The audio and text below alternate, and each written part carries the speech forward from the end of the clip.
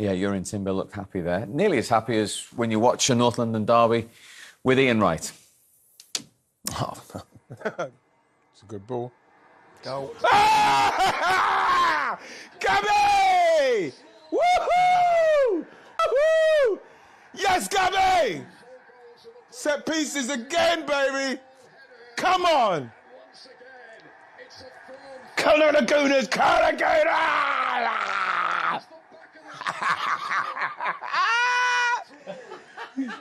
We're back! You've never been away. Another quiet day. Another quiet day with Wrighty. A big week for Arsenal and a big win to start it, and their third successive away win in the North London derby for the first time since the 87-88 season, and it pops them back into second in the table after 4 games. Crucially, 2 points behind the champions Manchester City, who, of course, they play 1 week from now. City, the only team left with a 100% record. Spurs left to reflect on, and just 1 win now in 8 Premier League meetings against Arsenal, yet again unable to find the breakthrough. We'll come to them in a moment, but there's the hero, the Brazilian Gabriel, with that goal after 64 minutes. How big a goal for a game you said they had to win, they have won. Massive, massive goal. Fantastic performance from him. In fact, the old back four, I thought Timber was fantastic. Same with Saliba. I thought that Tottenham almost played into their hands a bit. They weren't playing the ball fast enough. They weren't playing through the lines. They weren't, even when they got the crosses in, they weren't great crosses. They cut out everything. I thought they were very much in control for a team that didn't really have that much control in the midfield, which I thought they would have with Jorginho and Thomas Partey. But in the end, I think we deserved that. Arsenal deserved to win that. Statement win without 2 key players for Arsenal? Yeah, right? Absolutely. That was the big question. 2 big hitters who have performed so well for them missing. How would they cope? There's your answer. Without playing particularly well or having to play particularly well, the impressive thing about him and his team was how hard they were to beat, how good they were defensively. Yeah, they had all the right answers. I thought Tottenham were really poor again in forward positions, very much like they have been for most of this season, certainly at Leicester, Newcastle, and again today. They couldn't get past that back four, in particular him, who was outstanding. Did Spurs give their fans enough there today, Glenn? No, what I was disappointed more than anything was when they go 1-0 down. You're at home with all the fans there. The reaction was poor. It really was. They just kept plodding away. There was a bit of desperation in their play in the end, and there wasn't, like Alan just said, there wasn't enough creation in that last third. Any cross that went in just found an Arsenal man. There was no movement. There was no patterns of play.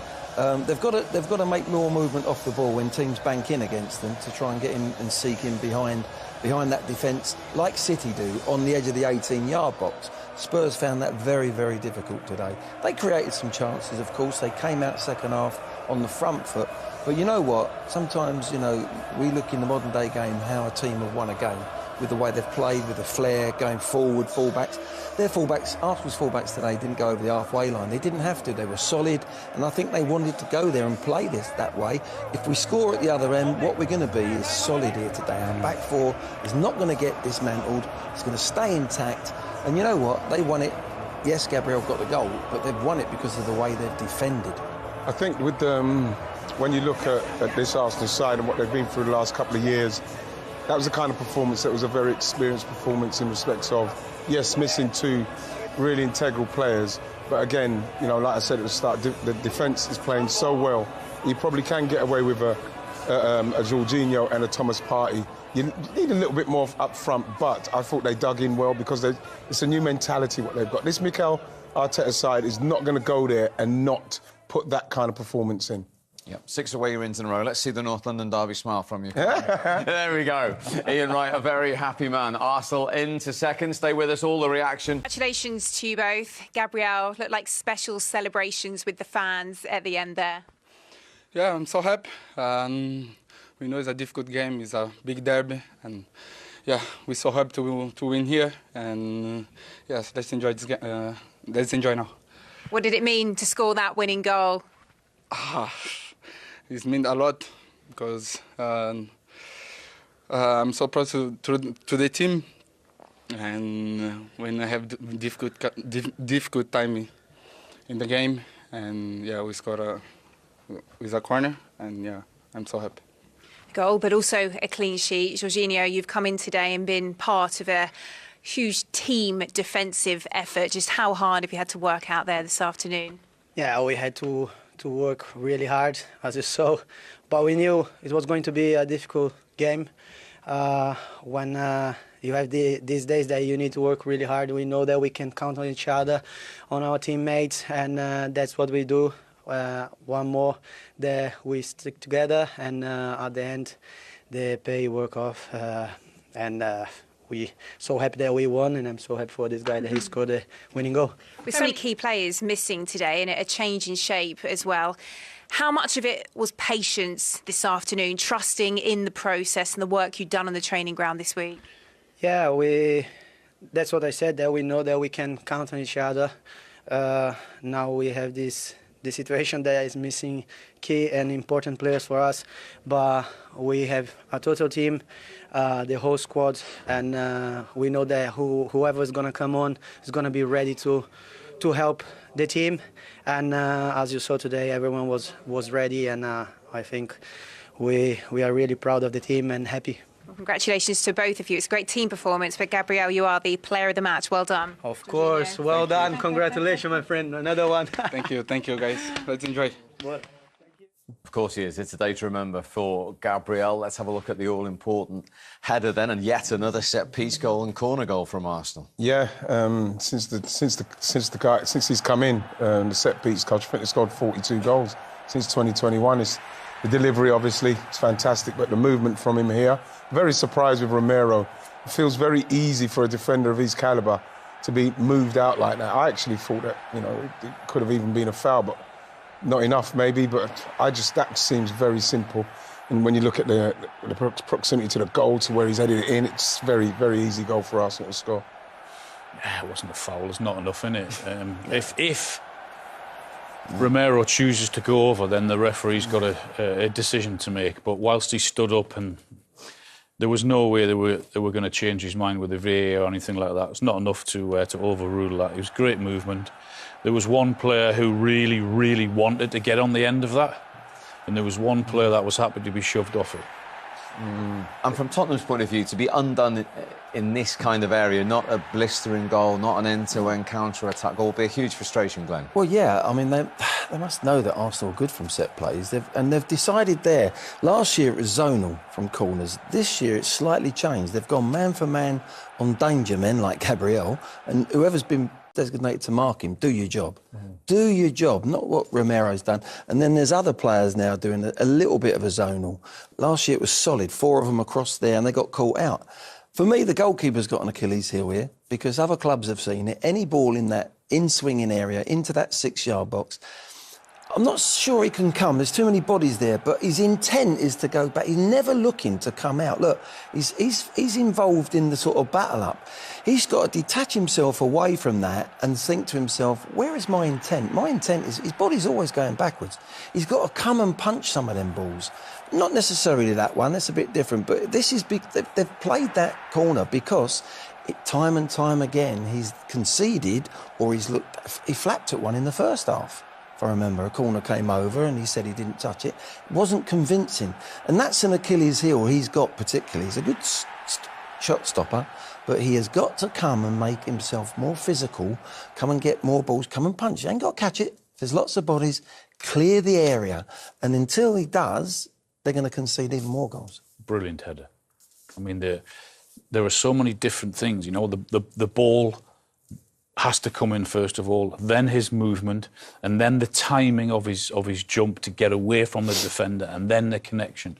It's a magnificent header. It really is. The desire to get on the end of it and shove everything, get out the way.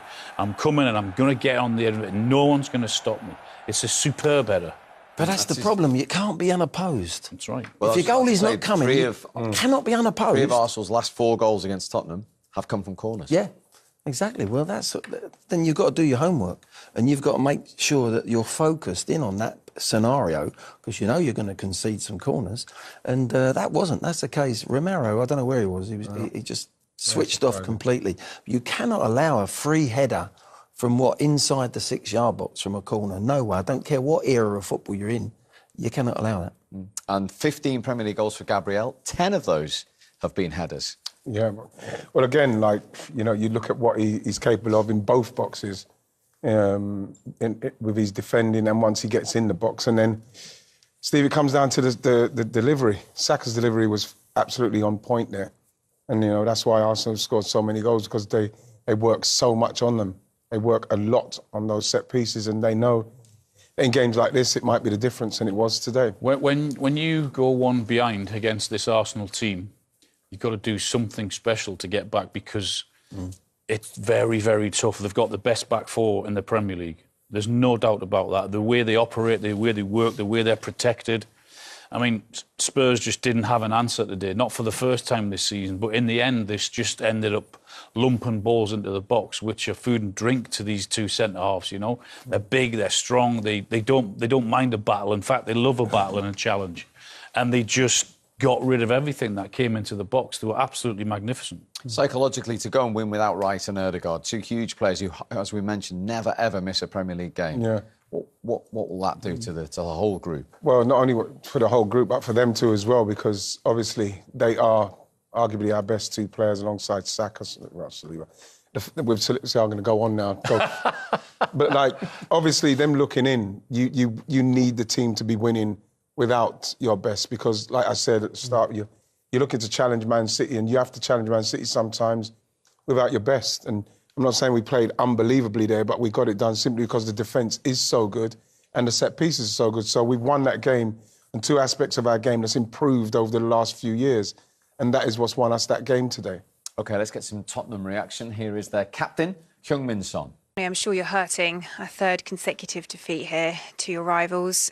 How do you sum up your performance this afternoon? I think football was there. We dominated the game, and it's just the lack of the details. And yeah, we considered last season in the set pieces 2 goals, and like today, so also we consider set pieces. That's all details that in the big games change the results. And yeah, it's really frustrated and it's painful results. And I'm sure the fans are also very, very disappointed. And yeah, I think we gotta improve. Obviously, definitely, 100%. And yeah, we gotta move on. And in a tough moment, we have to stick it together. I suppose a familiar feeling. You've said there 2 common themes. It's another game where you've had a lot of shots, not managed to score, and conceded from a set piece.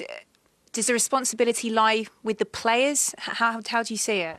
Well, yeah, definitely. I think because it's until we are getting in the final set and we are getting it right shots and right decision. But I think players have to take responsibility, because it's to get it there is I think most hardest part. So, and we gotta be really sure in the training and in the game that we have to make sure that we are making a right decision and be more clinical. It's a similar theme to what we've seen in every game from Tottenham. People saying they've got to be more. Leicester, certainly Leicester, certainly Newcastle, certainly today. Certainly Leicester, certainly Newcastle, certainly today. Yeah, I mean, they had possession. A lot of it was sideways, backwards. And they did have a lot of ball in the final third, but their lack of quality, their lack of final cross or final pass or final effort at goal, we've seen it too many times already this season. And that's something they're going to have to work on, because that has to improve, because teams will say, OK, we'll let you have the ball because you're not going to ask enough questions of us. And that's what's happened. It's happened today, and as I said, in the other 2 games as well. OK, well, I'll continue that theme in a moment after we've heard from the winning manager. He'll be very happy. 3 years in a row away at Tottenham. Here he is, Mikel Arteta. Congratulations on another hard-fought derby victory. What's pleased you the most about that performance today? Well, the resilience that we showed. We knew that was going to be a really tough match. It's always easier. They are a great side. They create an unbelievable atmosphere. We had some great moments, especially in the first half, when open spaces that we should have done much more than we actually done. And then we knew as well that we had a big threat on set plays, and we believed that we could help them, and we have done. And we weren't the best with the ball today. We have done a lot of simple things wrong that doesn't allow us to have a lot of continuity. It's true that the sequence of passes that you can do against them are very few before you attack them, because they jump and they press every single ball and make it very difficult. But then the way we defend it as well, it was tough draw. The first Arsenal manager to win 3 away derbies at Tottenham since George Graham. Yep. That's how hard it is to do. It is tough to do, but I think when you look at the way they played today, and as much as they obviously needed to create more chances. Was it 5 shots? 15? 5 shots on 15, target? No, that was Tottenham, sorry. Sorry, Tottenham, 4 shots on target for us. 4 shots on... No, I'm talking about with Tottenham and the chances they made. I think that, you know, for Dominic Solanke, for instance, that chance, I think for the... And, you know, I mean, I don't want to throw him under the bus, but for that money, you've got to take those chances. That's what Tottenham need, so that can get them going in the game and that can get confidence into the rest of the team. You have to take opportunities like that, because otherwise then that crowd and the way that pressure comes in, everybody starts feeling it, and that's when they looked a bit tight and a little bit stiff and rigid with what they were doing. Is that a concern moving forward? For Tottenham, Definitely. They're a team that can out-possession any team because they put their fullbacks in there, you know, and they outnumber people, but it's the last third. They've got to have better movement to get in behind people. They couldn't break Spurs down. Arsenal keeping another clean sheet in a derby win. Jurrien Timber was part of that, and he joins us live now from North London. Jurrien, well done. How does that feel to go to your rivals and get a result like that today? Yeah, really good for me the first time, obviously. Now, it felt really good. We were really happy in the dressing room because it was a tough match, and yeah, we got it over the line. And to do it without such 2 big players in Declan and your captain as well. Yeah. Yeah, not only them, we're missing even more players, so we knew it was going to be a tough match anyway today. Yeah, but with any adversity, it's still a matter of winning these tough away games, and we did that today. And another set-piece goal. I mean, I know it's something that the whole squad works so much on, but when it comes to fruition like that in such a key moment, it must be really satisfying. Oh, yeah, that felt really good because the game was so tough. We didn't really create a lot of chances. You know you're not going to create a lot of chances here away at Tottenham. And you know how important the set pieces are for us. And yeah, we got it done again. He's crucial, Gabriel, in those situations sometimes, isn't he? Oh, what a guy. He's unbelievable. He's so good at defending, but in attacking with the set pieces, he's even more outstanding. And talking of defending, 3 clean sheets out of 4 games to start the season. You're giving yourself foundations to go and win games. Yeah, that's really important. I think we're working a lot on defending together with the whole team. And we showed it today again, clean sheet. And yeah, if you keep the clean sheet and you create chances, you know you have a big chance of winning. And that's why we won today. It's a big win at the start of a big week. So how important was that ahead of Champions League? And then, of course, a week today, you go to the Champions. Yeah, it's gonna be a big week. It's nice to start it like this after the international break. But we got to take it game by game, and yeah, on Thursday we have Champions League ready in Italy. Well, good luck with that, and very well done today. Thanks for joining us. Thank you so much. Ciao. That's Jurrien Timber, who's almost like a new signing, obviously, of that serious injury. He's come in, he's playing left back at the moment. He offers you great versatility. Yeah, he does, because he's very good on the ball. He can play right. He can play right back, full back. He can play right centre back. You know, we've seen today left back. You know, very good in the one-on-ones. We saw that as well today when the 1v1s, and he's obviously going forward. He's a very good passer, great pace. You know, we really missed him last season, so it's great to get him now. He is like a new signing. I think that's the big difference. We talk about the centre-backs, Saliba and Gabriel, good centre-backs, they really are. But it's the outside people. They've changed that, Arsenal. You don't see Timber overlapping and getting forward or being the wide man. They've got wingers to do that job, so they can sit in behind and make them. White's pretty much the same. Every now and again, he'll join when they play with a 3 in possession. But basically, they're never out of touch with their centre-backs. A lot of teams nowadays, they put their full-backs so high, they can't get back in the cover and they can't get near their centre-backs, whereas Arsenal now have got it quickly, they're back into shape. Even when Spurs broke today and countered, that back 4 got pretty quickly because the distances they could get back into that back 4 weren't too far. So they're ticking so many boxes with set plays, with the way they play going forward in certain games, defensively, goalkeeper, sound. Yeah, ticking thought he more than boxes. played his part today. I thought he was brilliant at left back, even when he got the yellow card in the first half, because we were all sat at half-time thinking there may be a red card coming here. Yeah. So he had to do really well and get his tackles and time them to perfection in that second half, and I thought he did that really well. Local boys means today trying to score in his 3rd successive derby. What does it feel like to score as an Arsenal player at Tottenham and win? It's amazing, man. Because when you sign for Arsenal, it's the first thing they start talking to you about simply after is when you're playing Tottenham, what it means, how much it means to everybody in the club. And then sometimes it's funny, you have a load of Tottenham people who are working at the club as well. So you have to speak to them and what they're saying about what's going to happen, but how much it means to not lose it is what I found was something that I took in very quickly. You can't lose the game. That's the main thing. You can't lose the game. But playing at White Hart Lane was the best. You know, because you got them all congregated just up in that little top corner. You know, they've been through a hell getting there, and you just want to make sure that you do something not to let them down. It's amazing, the derby. It's the best. You go from one of the nicest guys from Saka to impossible not to like, and you come back to the biggest wind-up merchant in football. It's amazing. It was amazing, Tottenham. He's got an old head on young shoulders. Spurs are already sick of the sight of him, actually, aren't they? Yeah, Saka. no, last year he was different class, wasn't he? Yeah, but it was so good to see him when he was 8 years of age, was it, in that picture, you know, in an Arsenal shirt, and he stayed there. And that's what it was like back in the day for me. It was the rivalry was amongst the players. They were all British players, and we were brought up in the youth team. We were played Tottenham Arsenal in the youth team, in the reserves, and that meant... And it's the only game, really, where I actually used to lose the plot. I used to go on the pitch always thinking I was going to score today, I'm going to create. I'd go... My old mate, Graham Ricks, was on the other side, and he played left side, I was right. We used to kick lumps out of each other. It was one of them games where I didn't care how the game went, it was about winning and just getting over the line, and it was so physical back then. I think with the foreign, they know that it means a lot to the fans, still the same, and it does. But there's not... It was lovely to see Saka because of the feelings he's been brought up with it, and now he's gone and scored a couple of... You know, this could be his third game he scores in this London derby. But, you know, to the foreigners, they understand. They understand it means a lot to the fans, but it's not like it was back in the day, when that real rivalry was on the pitch, where everyone was Brit and they were brought up through the club. My word, there was some poor games as well, actually. When I look back, it meant too much, you know, and you were put off our game. Getting back to Saka, just how important has he come to this Arsenal team now? For instance, they've scored all the goals this season. He's been involved somewhere along the line in all of them. Oh, he's a magnificent talent, isn't he? I mean, his attitude... Just everything about him, he just gives off this fresh feeling about football, you know, is that you can tell he just loves being out on the pitch, he loves the game. Everything about him, even as when he's going in against Newcastle or whatever team, you just still have to admire him and like him and understand him.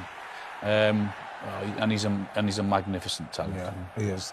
To be honest, when you consider when he got into the Arsenal side, where Arsenal were, and it was almost on him and Emile Smith-Rowe's shoulders to try and get Arsenal through a certain period when the Lacazette and Aubameyang era, in and around that time. When he was like 19, 20, they kind of like dragged the club through. Just being able to support them two kept the fans going to give Mikel the support he needed. Down to them two. I think one of the most important positions in modern-day football is the opposite foot winger. You've got so many players like right-footed playing on the left, left-footers playing on the right, like Saka, and he's one of the best. Because it is a major thing now. You're getting goals. Salah, look, he's the best. You know, he plays on that right, he's all left foot. And you look at each team, and everyone's got one. And that's where they're becoming so important. And this young lad is so important for Arsenal with the way they play. He comes inside on that left. If you can get players that can go on the outside and use their right as well, then you've got it all. But we never thought that in years gone by, but they are becoming the most crucial players in those positions in the last third. Well, no goals, but they are the half-time stats in the North London derby. As you can see, 5 shots apiece, 3 of them on target from Arsenal. And at the bottom, 7 yellow cards, 5 to Spurs. That is the joint most ever in a first half of any Premier League game. We'll get to that in a moment. There have been chances at both ends. Let's get a neutral view first. Alan, what have you made of it? I think from chances, I think Spurs have had the better of them. Brennan Johnson's had one, Kulusevski's had one, and Solanke's had a really good opportunity where he failed to take it quickly, where Tottenham have pressed Arsenal really well. And some of Spurs' best players, when they've moved it really quick, you know, with a 1-touch, 2-touch play instead of the slow build-up. When that happens, that allows Arsenal to get men behind the ball. But they've caused them some problems. Martinelli's had the best chance for Arsenal. Perhaps should have crossed it earlier to Saka. But not a lot in it. That has frustrated you. Could Arsenal have done better with their sightings in front of goal in that first half? Yeah, I think with the Martinelli one especially, I think that was one. But like, I feel that the way it's going at the minute, you know, I like the way Arsenal are playing. That's a great header from Kai. I think the goalkeeper's going to make that save. I think it's a fantastic header where it's come back from. But like, I just believe that in games like this, especially with the Martinelli chance, you have to get the goal in the bag, and then as time goes, you might get your chance. I think that comes across quickly. Then Saka then gets in there, maybe gets a shot on goal. You can see him with his arms outstretched. It looks like a doggy gets back in time. But I think if this ball comes across, Saka would have made it in front of him. I think he would have made that. But like, I feel Martinelli in that instant, he should be looking to get the goal. What's going to give us the goal, and then go from there. I would like to have seen him pass. He's manager as well, by the looks of things. The thing for me there, he didn't even look. You can't pass. What Ian's saying is right, but you can't pass if you don't get your head up. And that's what quality players do. In that moment, you're in behind, and see your heart rate going up, it's like, calm down. Where's my teammate? No, he just looked to the goal. Tottenham's club record signing, North London derby debut for Dominic Solanke. Could he have done better in that first half? It's all about his first touch. Yeah, he has been out for a little while. But these are the things that get a bit rusty. But as soon as that ball comes in there, it's his first touch, it's under his foot. He's got to slide for me. He's got to open his body and get it on the outside of his right side, away from the defender, and then he just strokes it in the net. Great defending from Saliba. The ground is covered so quickly. But what an opportunity. These big matches, North London Derby, that's the difference. That first touch, if his first touch is right, he gets the shot in. And that's the big difference. But, you know, Spurs have had probably slightly better chances. But I've got to say, I think Arsenal have grown in the game. This is a really good effort, because I didn't think he was going to get any purchase on his header. He actually beats Raya. If that's inside the post, that's in the net. It's a really good effort, Al, isn't it? Yeah, it's a really good effort. But the first one, you've got 10 yards where there's no defender can get to you. You don't need 3 touches, which is what he's tried to do. The really top players take 1 touch, move it out the feet and get the shot away at goal. First one was a great chance. 7 yellow cards, 2 of them for this incident, initially from Yuri and Timber. What do we all make of this? I don't think this is a foul. You know, Timber gets his foot on the ball. He's trying to do that, protecting the ball. I think Porro's reacted very, very poorly. You know, there's nothing wrong with him. There's not nowhere near enough contact for him to be rolling around like he is. And then obviously the goalkeeper from his angle probably thinks that he's caught him. But if you look at it, he's standing on the ball. He's not actually kicked him, or he's tried to kick him. I think Porro makes a meal of it. And then the goalkeeper, look, if you look at it from there,